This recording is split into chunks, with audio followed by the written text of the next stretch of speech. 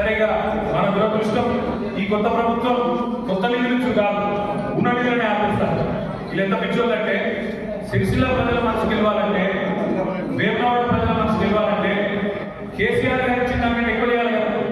కేసీఆర్ తెలిసిన దానికంటే ఎక్కువ పని చేసి ఇవ్వ మేము ఆయన కంటే బాగా చేసామని చెప్పుకోవాలి.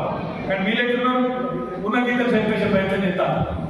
నేను అధికారంలో ఉండగా చివరి 6 నెలల్లో మన మున్సిపల్ చైర్మన్ గారి విజ్ఞప్తి మేరకు సిరిసిల్ల పట్టణానికి ప్రత్యేకంగా ఇక్కడ మున్సిపల్ మంత్రిగా నేనే ఉన్నా కాబట్టి ఒక 40 కోట్లు మంజూరు చేశాను.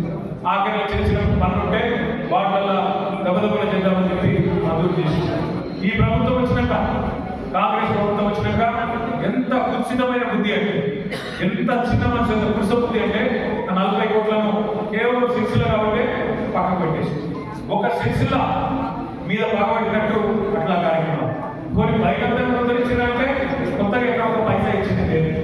ఏమైనా మరి ఏం చేసింది సంవత్సరంలో అంటే ఒకటి మాత్రం చేసింది. 1,40,000 కోట్ల అప్పు మాత్రం చేసింది రేవంత్ రెడ్డి ప్రభుత్వం. 1,40,000 కోట్ల అప్పు చేసిండు. పోనీ కొత్తగా ఒక ఇటుక పెట్టిండా, ఒక దగ్గర మోడి కట్టిండా, ఒక కొత్త నల్ల పెట్టిండా, ఒక కొత్త స్కీమ్ పెట్టిండా, ఒక ఆడబిడ్డకు తులం బంగారం ఇచ్చిందా, ఒక మన ఆడబిడ్డకు 2,500 రూపాయలు ఇచ్చిందా, ఒక రైతుకు 15,000 ఇచ్చిన ఖాతాలు అంటే ఎవరు చేసింది ఏమి లేదు.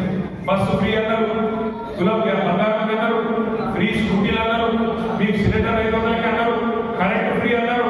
మాటలు మాత్రం కోటలు దాటిన కానీ చేతలు మాత్రం కడప దాటలేదు. అందుకే ఇలా గ్రామ సభలు పెడితే అక్కడ ఏమి వినబడుతున్నది మ్యూజిక్.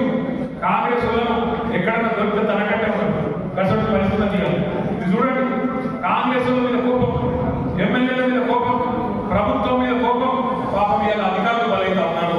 రేవంత్ రెడ్డి గారి ప్రభుత్వం యొక్క అసమర్థ వైఖరి వల్ల, వీళ్ళ శాతకాంతరం వల్ల అధికారులు బలైతా ఉన్నారు. ఎక్కడికక్కడ అధికారులు నిర్వహిస్తూ ఉన్నారు. నేను అడుగుతున్నా, ఒక్కసారి మీరు ఆలోచించమని కొడతా ఉన్నాను. ప్రభుత్వం వచ్చిన కొత్తలో డిసెంబర్ 2023లోనే అన్ని ఎవరికి రేషన్ కార్డు కావాలి, ఎవరికి పెన్షన్లు కావాలి, ఎవరికి రైతు భరోసా కావాలి, ఎవరికి నెల 2,500 కావాలి, ఎవరికి సిలిండర్ కావాలి, ఎవరికి కరెంట్ ఫ్రీ కావాలి, అన్ని రాయితీ మాకు ఈ ఏరియాలో. ఇది ఎప్పుడు డిసెంబర్ 2023లో ప్రజాపాలన అన్నారు. 1,06,00,000 దరఖాస్తులు తీసుకొని మరి సంవత్సరం దాటిపోయింది. ఏమైందా మళ్ళా అంటే మళ్ళా దరఖాస్తు పెట్టుకున్నాడు. దేనికి మళ్ళీ దరఖాస్తు? ఇందిరమ్మ ఇల్లు పెట్టు, కుల గణన అని చెప్పి మళ్ళీ ఇంటికి సర్వే